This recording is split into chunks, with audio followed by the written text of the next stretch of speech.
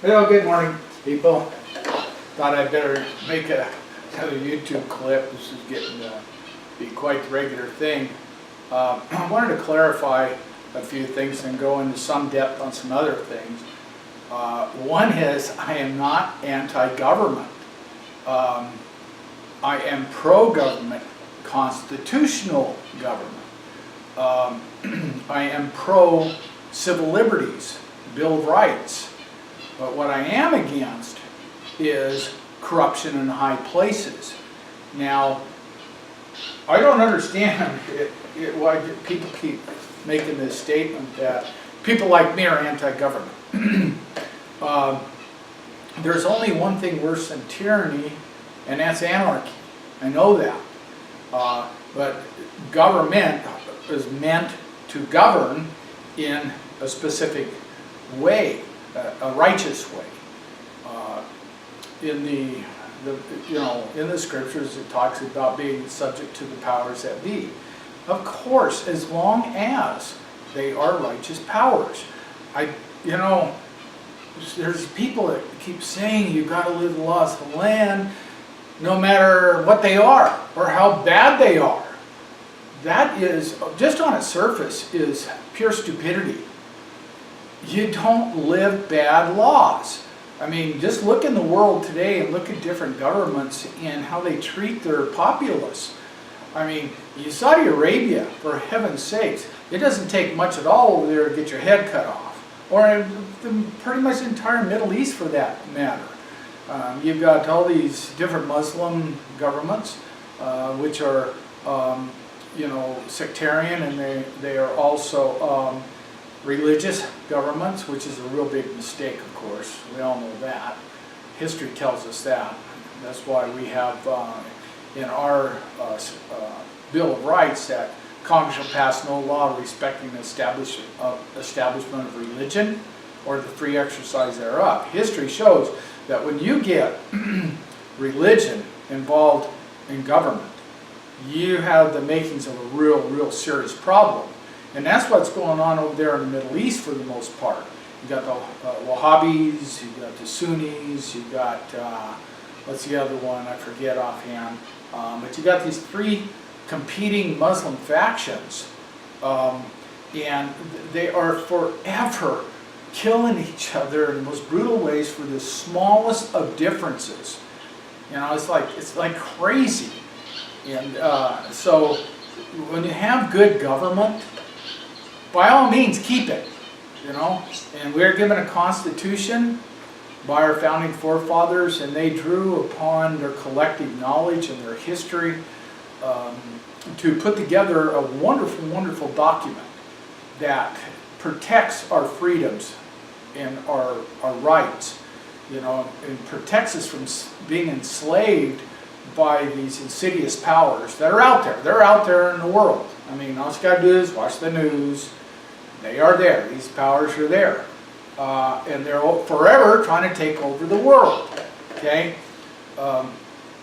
I, over the years, have identified, not just me, but, for my subscribers, I have identified a power that, by very devious means, has been able to take over our country. And there's all kinds of YouTube information clips on this, on the internet, and that's our Federal Reserve banking system. It's a Ponzi scheme. It is just a way of stealing the production of the people and enslaving the people. And this thing has, over the years, has gotten worse and worse, and it's really bad right now because the gig is up. Okay? All Ponzi schemes reach a point where they're going to collapse. They always do. Okay? All the wealth ends up at the top, and all the producers down at the bottom get robbed, so they quit producing. So all that, pseudo wealth, whatever it is, ends up really being nothing. For example, the dollar, the US dollar, and all these computer entries. I mean, what good is it? If it all ends up in the hands of a handful of people, and the people at the bottom of the pyramid are denied the right to the fruits of their labors, do you really think they're going to go out and work? They're going to produce anything? No. Now, So the gig is up, and here's what's happening is the people on the top of the pyramid are doing all they can to get as many people on board as that are qualified, have talents, have skills to protect a small handful of people, because these people on top, the Rothschilds, Rockefeller, Bilderbergs, Warburg, Schiffs, and on and on and on, they basically can't wipe their ass without some help. They can't change a light bulb, they couldn't fix a plumbing problem, electrical problem. You know, they know how to do one thing, and that is this banking, this legal means of robbing the people, usury. They know how to do that, and they know how to do that really good. And then for recreation, of course, then they get into all these dark organizations, these secret societies, and that's all just to corrupt people. You know, they take over. If there's something good out there, you know, a good program to help the people, whether it's Constitution of the United States or, you know, some other program, they will co-opt it. They will infiltrate it. They will get in there, and they will co-opt. And then they set up shadow governments to protect their asses. They get government officials, they get military people to compromise.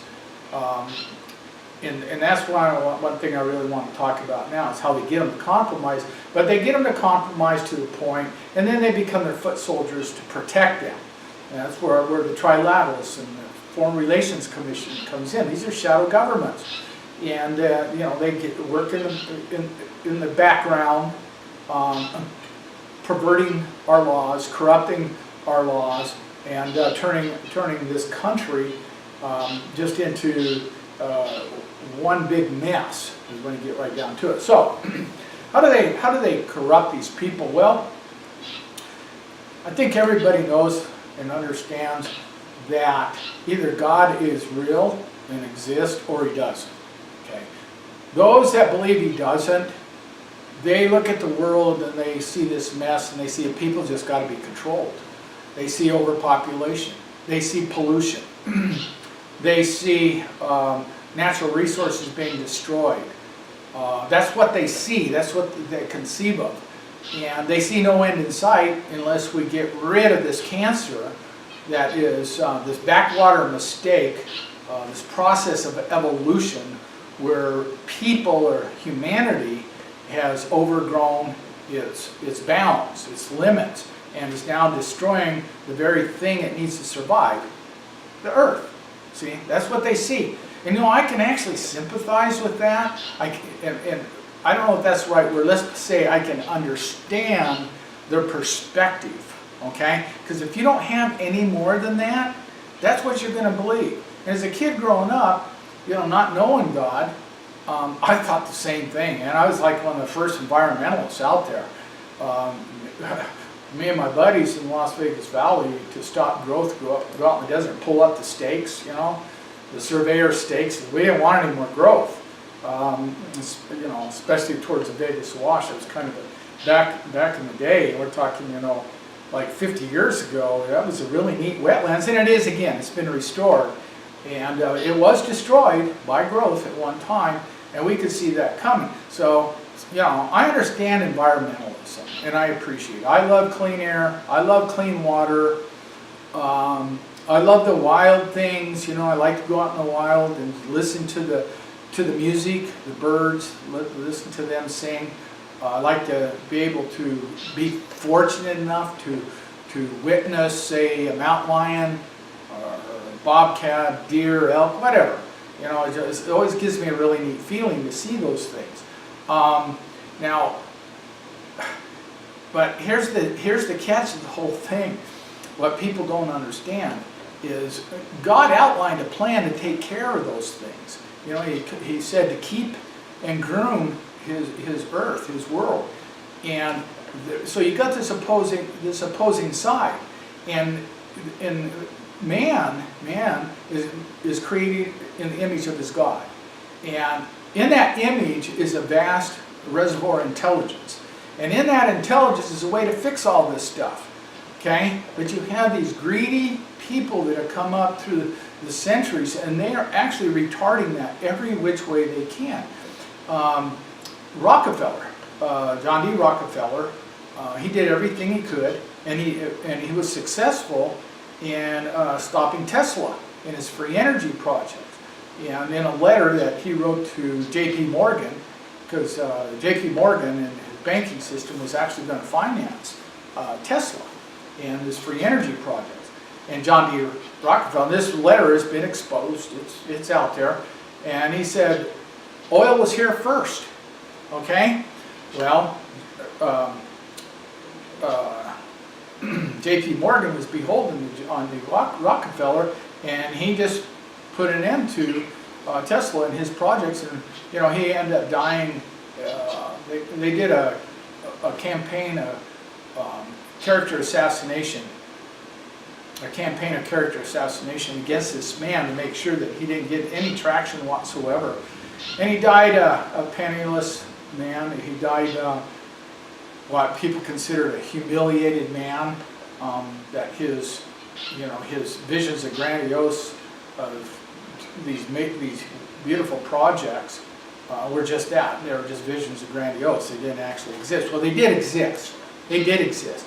And so you got these people like John D. Rockefeller who have been controlling the world for centuries now. You've got to go all the way back to Paul Wasikoff, the banksters, the Rothschilds, whose original name was, I believe, is Bowers, and their whole history. And it's all about power and control, and whatever it takes. And they have a scorched earth policy.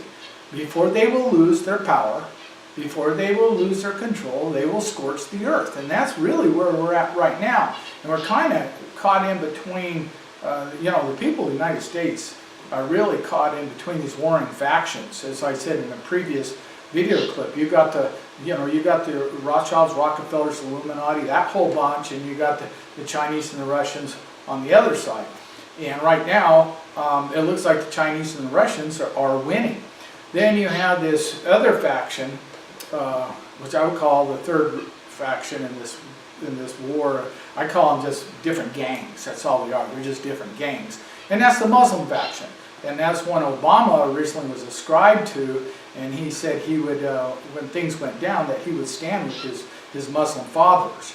Well, that's where the caliphate, the caliphate had a couple of sponsors, because, the one thing the Rothschilds, Rockefellers did not want is they didn't want that pipeline coming down from Russia through Syria into the Mediterranean. That would destroy their world dominance and their visions for a new world order. They did not want that. So they sponsored the caliphate with Obama. Okay, the caliphate, if you don't know, is a Muslim country run by Sharia law that's going to take over the entire Middle East, okay, including Israel. That was the whole idea. That was the plan. And then, of course, knowing how insidious these people are, once that took place, and the Russians, Chinese would be out of the picture, well, then they would probably have just gone in and nuked the whole area and killed everybody. As I said, they have this, scorched earth policy. They don't care. Well, now the caliphate is really on the losing end. Russians started that. Russia saw what was going on. They realized that Assad and his group, if they're gone, then that pipeline is gone too. And they're going to be, again, they'd be at the mercy of the Rothschilds, Rockefellers, and that group. And that's the last thing they wanted. They have a really good partner in China. China absolutely despises these despicable people. And as I said before, it goes all the way back to the Opium Wars. So anyhow, in this country, why is it so hard for Americans to get on board with the Constitution and good government? And I thought I kind of, in my mind, boiled it down to this one thing, that they think that everybody has to be controlled. So they accept all this other garbage. They accept all these lies and falsehoods that's been being perpetuated by, and I'm not going to say our government, because the government, like I said, is supposed to be the Constitution. It was set up in a certain way. So who are these people? Well, they have usurped They've usurped power. They've gotten themselves in positions of power, and they've been preaching this doctrine that everybody's got to be controlled. Okay, and on the surface, they are able to sell this doctrine that we are destroying the world. We're destroying all of our natural resources. That anybody with a gun is crazy. Anybody with a firearm is dangerous. And they set up all these false flags. The FBI is really good at this, and they actually get these people all, they infiltrate certain groups. They'll sponsor certain individuals in there. They'll give them the means to actually do mass killings, mass shootings. And then what becomes of this? It's all over the front page of the news, and everybody starts screaming for gun control. Well, meanwhile, in the background, these jihadist groups that Obama has brought into this country under the guise of Syrian refugees and others, oh man, they're armed to the teeth. Make no mistake about that. And they are strategically located throughout this country. There are training camps for Muslim jihadists. They're all over this country. Again, as I said, the FBI just came out and made this remarkable statement that this is, in fact, is what is taking place. So, now, let's get over to people that actually believe in God. People that believe in God and believe that mankind actually has a divine destiny, and that mankind has the ability to solve all the problems. If you protect the genius of mankind, allow them to keep the fruits of their labors, we will eventually come up with inventions and creations to clean this world up, okay? And there's more than enough for everybody. We can eliminate global hunger. We can, everybody can have their fig tree that the Bible talks about that they can live under, And that's a beautiful analogy. It gives you shade and comfort, and then you can eat the figs for food, and it's just a beautiful analogy. All these things are within the grasp and the power of mankind because we were created in the image of God. And so that's a completely different perspective. And, those that believe in our founding forefathers, that they were God-fearing people that wanted the best for their posterity. And again, there's been this campaign, oh my gosh, against our founding forefathers for a long, long time. And I used to accept some of this when I was a kid growing up. Thomas Jefferson, he impregnated his slaves. And that turns out that is just a total falsehood. And even people like my generation before believed that. And it wasn't until I did a lot of research on it, just kind of hit me. I was like, you know what? This is a pattern. This is a pattern where they're trying to destroy our founding forefathers. They always say all these mean, nasty things about them. And so I decided to research it. Thomas Jefferson did not have children with his slaves, okay?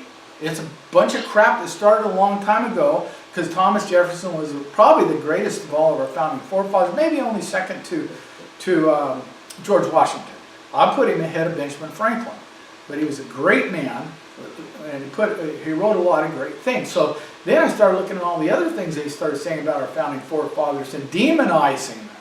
And one of the things that is really interesting is, the Masons, the Masonic Lodge, and how they have been demonized.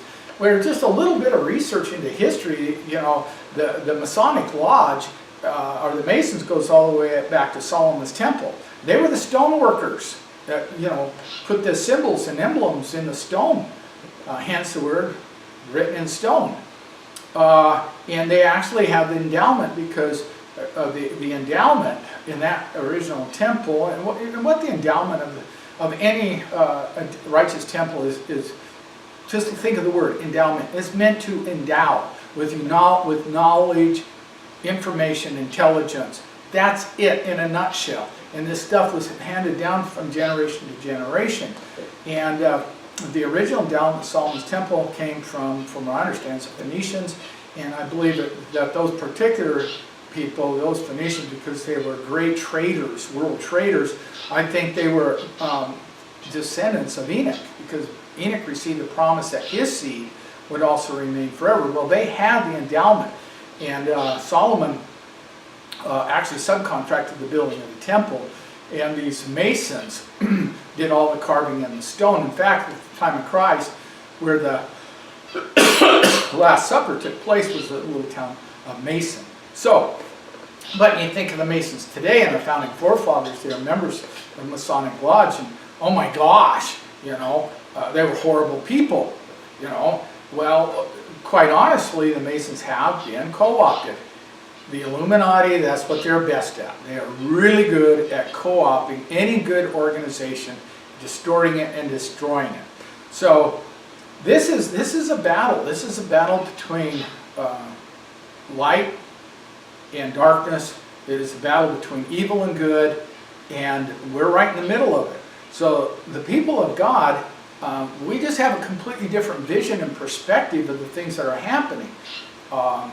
And we understand the scriptures, and this stuff is all meant to happen, or was going to happen. It's prophesied it was going to happen, and we're right there at those crossroads. So the challenge for the people of God, the people that believe in God, Christians, is to convert the people that have been led astray into believing that, you know, people have got to be totally controlled without their Bill of Rights, without the Constitution of the United States. And that is the underlying foundation to so many, you know, so many of these people. I just saw where, I want to say Jason Bourne, I love his movie, that's really not his name, I hope. But where he's coming out for all-out gun confiscation. You know what would happen if you had all-out gun confiscation? Well, first of all, that's a dream. That's a pipe dream. You're not going to confiscate all the guns. You know, you might put the fear into the people that are living openly with guns and openly obeying the laws.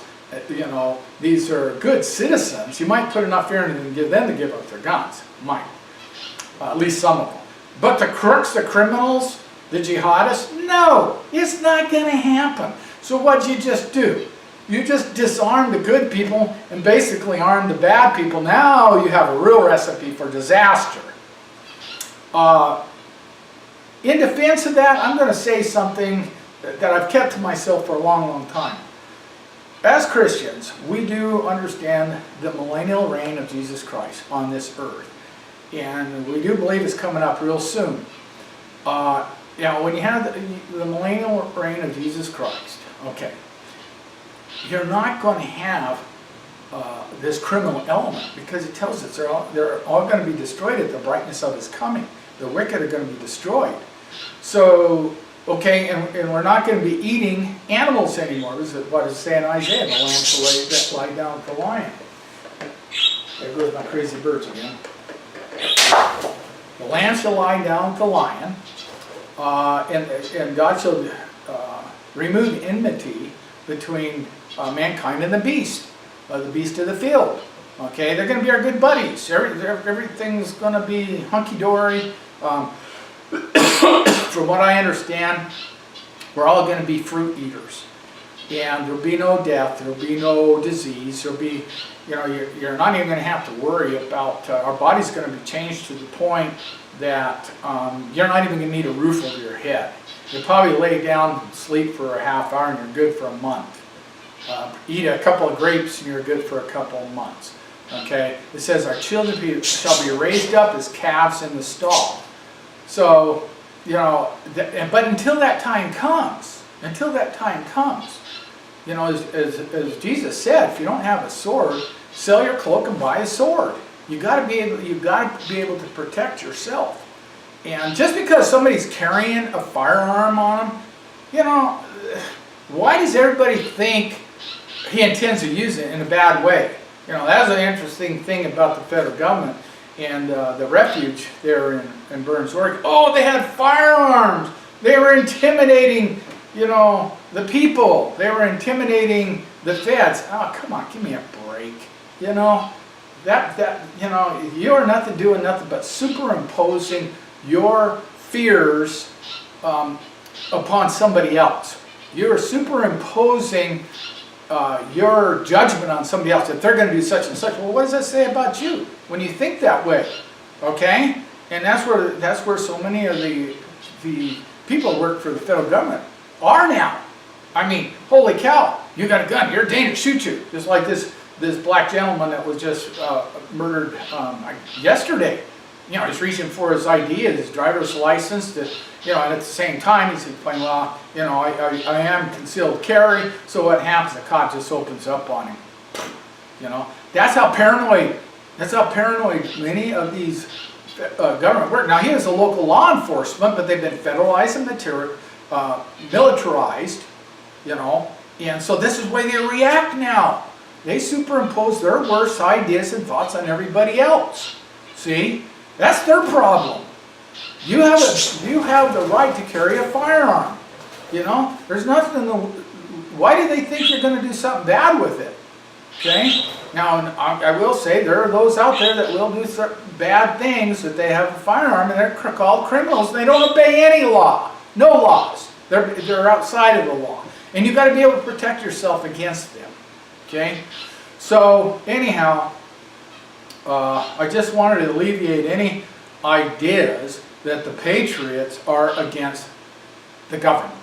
They are not against the government. They are against corruption in high places. And everybody should be against corruption in a high place, because you know what? It is, you know, you've heard the old saying, shit flows downhill. When you get corruption in high places, it's going to touch everybody eventually. And those people in high places like Hillary Clinton think they're above the law and beyond the law, and there's all kinds of them, and they have infiltrated our government. They should be just as much bound by the law as the least of us. Okay? Because, and here's the main reason why. Because they have the power. They have the power to affect your life and everybody's life in either the best or the worst ways. Okay? If you let them get away with even a little thing, it's magnified all the way down the chain of command. Okay? It gets magnified. By the time it gets to the little people, yeah, now you have a guy over and over again, but this case yesterday, this black man, everything I can find out about him, I read about him, he was a credit to society, a good man. He just got his hair cut for his birthday. He was driving with his girlfriend. He got pulled over for a broken taillight. Who knows, maybe he didn't even have a broken taillight. Maybe he was just targeted, you know. So because of this crap that goes downhill, he gets pulled over by a cop who has been federalized and materialized and brainwashed and made paranoid of a black man who just said he had a gun. Okay? He didn't even produce a gun. It wasn't even in his hand. He was trying to give his ID. He didn't even get a chance to get his ID out. And he got blown away. That's the kind of stuff that happens when you let people in high places get away with even the smallest of crimes. And it just gets worse and worse and worse. Now we're at a point now where the only counterbalance to this whole thing is the people, the fourth branch of the government, the people. Okay? I hope this clears a few things up. Again, God bless America. God bless the people out there. I want you to know that I actually love everybody. You know, the things that I do is really for everybody, and I guess maybe I'll be going to that a little bit now also. In my belief system, Jesus said it must needs be that offenses come, but woe be unto them bringeth offenses. Why did he say that people that are offensive, they must come? Because we got to be tested. The scriptures tell us we got to be proved. You know, because that's how you grow and progress spiritually. Isaiah even said that our teachers were the bread of adversity and the waters of affliction and the bread of adversity. Those are our teachers. And it's just like, you know, when you want to build muscles, you know, there has to be resistance. Okay, for the bodybuilders, they understand it. If you want to build your mind, you've got to apply it and actually work with it and test it and, you know, be tested on your material. Everything that has any kind of growth has got to be tested, and that's what we're here for. That's the whole purpose of this life. So now, those that bring offenses. Now, in the Book of Mormon, it says opposition is needed in all things. Okay, so at some point in time, you know, you'll realize that people are your biggest adversary, and kind of get sad in a way, because we need them. We need that adversarial element for our own personal growth and progression. This is why the devil is called the accuser of the brethren, because he said, well, you're just using these people for your own personal growth. Yeah, we are. You know, eventually everybody will realize that what is in your best interest is actually helping each other and loving each other, and you know, and forgiving our enemies, as Jesus said, forgive your enemies. We will eventually realize just how true that is. I realize it now, and a lot of things I do is really, I call it shock therapy. It's just to get a point across to people. It's not that I despise somebody. A lot of times I despise the things that they are doing. That I will say. But I've been able to separate the sin from the sinner and understand that that sinner is also, you know, it takes all types. You've heard that saying all your life. It takes all types. We've got to have those people out there that are bringing this opposition. Now, when it's all done and said, what happens to them? Well, that's in my belief system also. The prophet Joseph Smith said that oftentimes it makes my bones quake when I consider the awful responsibility that we have to our dead. I used to think that was just people that are physically dead, and that's not it at all. It's the ones that are spiritually dead. We have a responsibility to those also. Because in another scripture, the Lord says that He saves all the workmanship of His hands. Well, aren't we all the workmanship of God's hands? In another place He says, bring past mine act, my strange act. Well, okay, I concede it's a pretty strange act, you know, and God does save the workmanship of all His hands eventually, and we all take our turn coming to these worlds and then being tested and tried, and so we have a responsibility for each other, even the bad people. We do have a responsibility there. And that Joseph Smith also said that every soul that is worthy of a salvation has to be ferreted out and found and saved. Their ordinance work by proxy has to be done for them. So in another place, in the teachings of Prophet Joseph Smith, he said that if a man is in hell and he has a friend, that friend can go and get him out of hell. Now I know that flies in the face of a lot of Christians. They don't want to hear that, but that is, you know, that is my belief system. That everybody, you know, I just don't like. Why would God create people just to watch them suffer? Okay, burn in hell for eternity. That makes no sense. You know, I mean, we love our children, and our love for our children is nowhere near the love God has for all of us. So, what kind of God would create humanity and all these billions of people and take a certain portion of them, throw them into hell, and just leave them there? Those are His children. It makes no sense. It absolutely makes no sense. Now, this much I will say, those that do go to hell, when they do get out, they're not going to forget that. And they're not going to forget what got them there in the first place. And there will be some changes within them. Okay? There's another scripture in the Doctrine and Covenants where the Lord